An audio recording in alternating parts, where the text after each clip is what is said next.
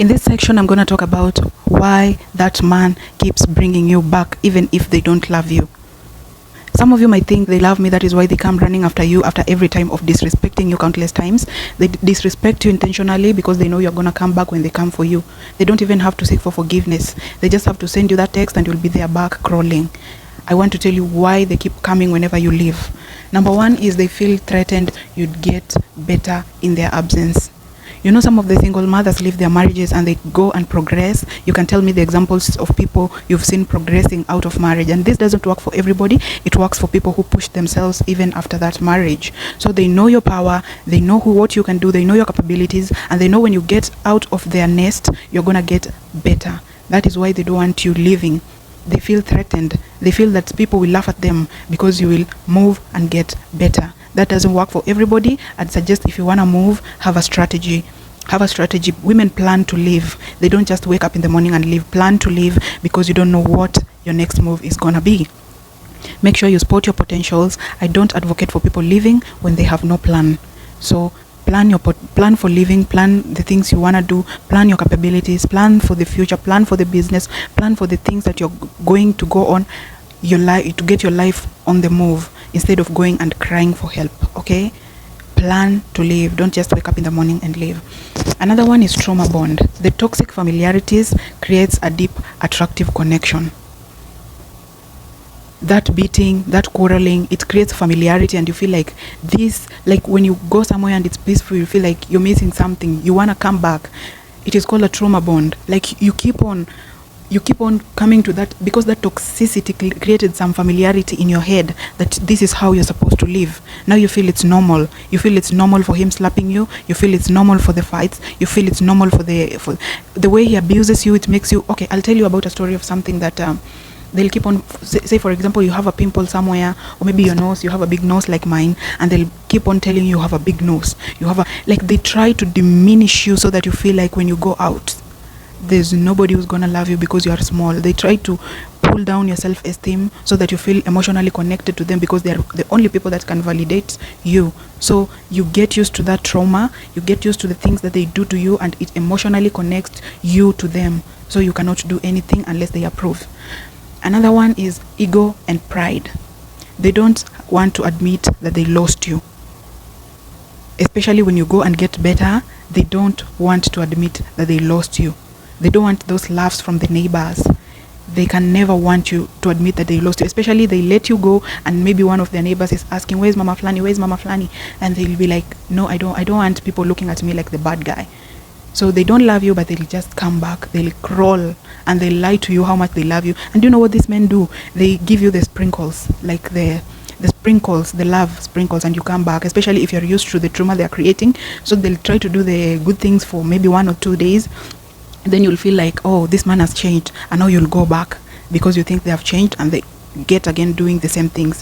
When you want to go, they sprinkle some little love, and you continue staying. But the longer you stay, it doesn't get any better. You just, if it reaches that point that you feel like, no, this can't be, you can't be doing that countlessly. Okay, just take care of yourself. Trauma is something that it is so hard to deal with.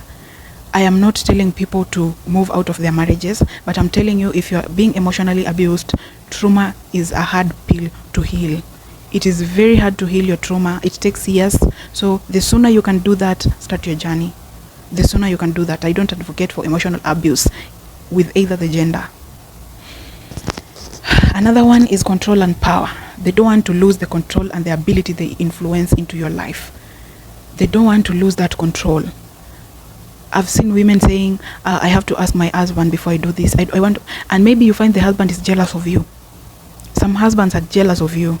It's not only husband, but some partners. As this is my channel and I'm speaking about women, I'll speak about husbands. Some are jealous of you and they don't want to see you progressing and leaving them behind. So they'll try to pull you down. They want that control to tell you what to do and what not to do. They know your abilities, they know your capabilities, and they will not want to let you out there because you're going to get better, and they'll be ashamed. So they want that control. Another one is fear of you finding someone better. They don't want to see you happier. They don't want to see it. It will bring shame to them because everybody will be pointing at them as the toxic person, and especially the narcissists. They want to just they don't want you to find someone better. That is why they'll run to you, because they want you caged into their houses. Again, I repeat, I'm not advocating to breaking anybody's marriage, but if you're facing abuse or any emotional abuse, please, it is not gonna get any better. I repeat, it's not gonna get any better. You can find someone better than whatever you're facing. Don't let them make you think that you cannot go anywhere. You will survive when they die. I always tell you that.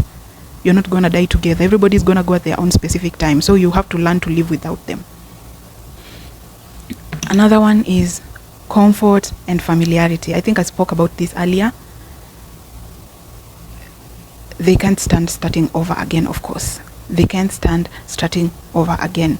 That getting to know another person sometimes might be stressful for them. And maybe you can find this person is not a person that knows or has social skills. So maybe they found you, and as much as they are abusing you, they just want you to be there, because that starting again, finding someone is a greater job. Maybe they don't want to do that. Another one is dependency on what you can provide. This is emotional help. This can be mommy duties, and this can be financially. Mommy duties, I mean, maybe he or she has maybe he has a side chick, and what you offer, maybe the cleaning, the doing everything for him, maybe he goes outside and he cannot get that one, so he's keeping you because you're doing all this for him. Or maybe it's financially.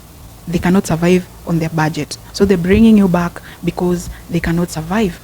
They depend on you. You are their mom, so you have to pay the bills by force. That is why he is following you and pretending that he is changed.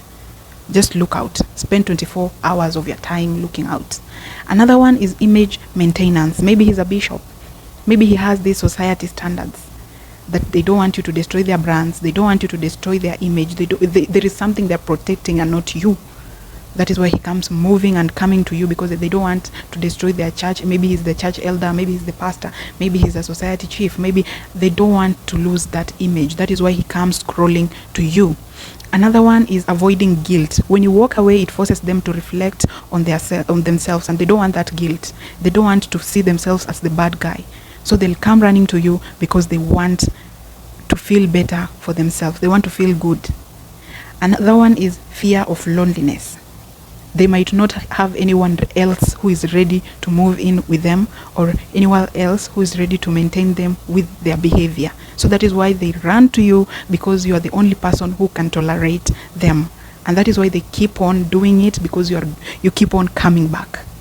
So sit down, reflect on what you want, reflect on, I advocate for this, right? The good things that you get out of it and the bad things that you get out of it. See which one you'd like to go with before judging and before making any decisions. Again, before making any decision as a mother, make sure it affects your kids positively.